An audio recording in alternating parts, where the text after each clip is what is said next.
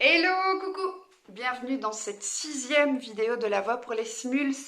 C'est un peu une vidéo particulière parce que c'est la fin de nos publications hebdomadaires. On arrive à la fin de Pilote Média, de l'expérience Pilote Média en tout cas en tant que telle. Et donc, il nous reste un exercice avant le grand jour fatidique qui est le démo day, auquel vous pouvez assister en direct de chez vous d'ailleurs. Minimum pub. Le 25 juin, je pense à 17h, il y a un Facebook Live avec la présentation de tous les projets. Donc si vous êtes intéressé par les nouveaux médias, mais si vous êtes simplement curieux, je pense que c'est un truc qui pourrait clairement vous faire passer un bon moment derrière votre ordinateur. Et c'est cool, il y a des personnes qui viennent du monde de la francophonie en entier, il y a des gens qui viennent de France, de Belgique, d'Afrique, donc ça va vraiment être super, je vous conseille fortement d'être là. Clap, fin de la pub, retour sur La Voix pour les Smulls. Alors aujourd'hui, du coup, on va traiter de cet exercice particulier qui est de réaliser un pitch face caméra en 3 minutes. Parce qu'il y a quelques petits trucs et astuces à savoir pour que ça se passe bien. Deux écoles. École qui a un script qui n'est qu'un squelette avec quelques mots-clés de son passage et qui va improviser face caméra, c'est quelque chose moi que j'aime assez bien parce que du coup ça donne du relief au discours et ça c'est intéressant. Deuxième école, l'école qui va avoir un script plutôt avec un texte cousu de A à Z et vous allez lire ce script. Alors technologie, si vous enregistrez votre vidéo sur votre GSM, il existe des applications qui permettent de faire défiler votre script et votre GSM sert du coup de prompteur et ça vous permet de ne pas avoir à aller lire sur votre feuille, ce qui peut être très dérangeant quand on fait un pitch enregistré face caméra. Du coup, cette idée d'application peut être franchement intéressante. Qu'est-ce qui est important de savoir si vous enregistrez avec un micro pour toutes les raisons que vous voulez? Mettez le micro, bien sûr si c'est un micro cravate c'est pas possible, mais si vous avez un zoom ou un micro que vous pouvez mettre à distance, franchement faites-le. Si votre micro est trop près, vous allez avoir plein de bruit, de respiration, mais aussi de toutes les consonnes percussives qui vont venir faire dans le micro et c'est super désagréable. On cherche un son plutôt propre, donc si vous enregistrez avec micro, n'oubliez pas de mettre une petite bonnette et si vous enregistrez avec un micro-cravate, le mettez pas tout près, le mettez pas si vous avez un col juste ici en dessous parce que si la personne bouge, enfin si vous bougez, on va avoir un bruit de tissu qui est super désagréable. J'aurais plutôt tendance à le mettre ici.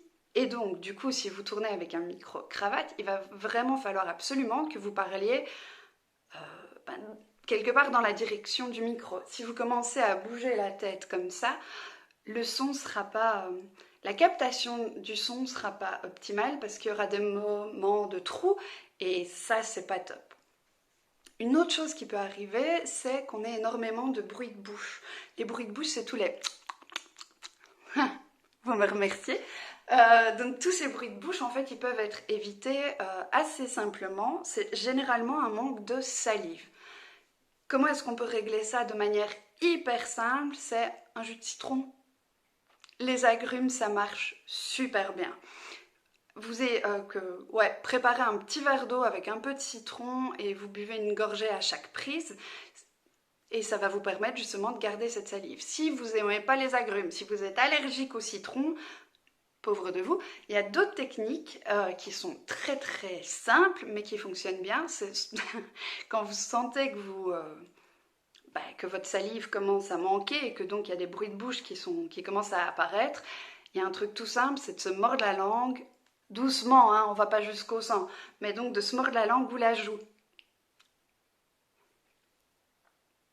Et là, directement, on sent qu'il y a un afflux de salive qui est créé. Ça marche très très bien, c'est utilisé par plein de chanteurs en concert parce qu'on n'a pas de bouteille d'eau à disposition, on est en mise en scène et qu'est-ce qu'on fait à ce moment-là? Eh ben, on se mord la langue et ça marche super bien.